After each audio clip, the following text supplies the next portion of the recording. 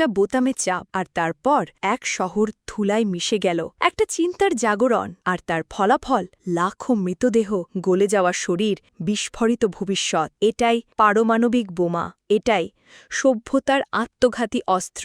আর এর পেছনে যিনি ছিলেন, একজন বিজ্ঞানী, একজন প্রফেট অফ ডেথ। তার নাম রবার্ট ওপেনহেইমার। চলো তাহলে জানা যাক পারমাণবিক বোমার রক্তে রাঙানো ইতিহাস।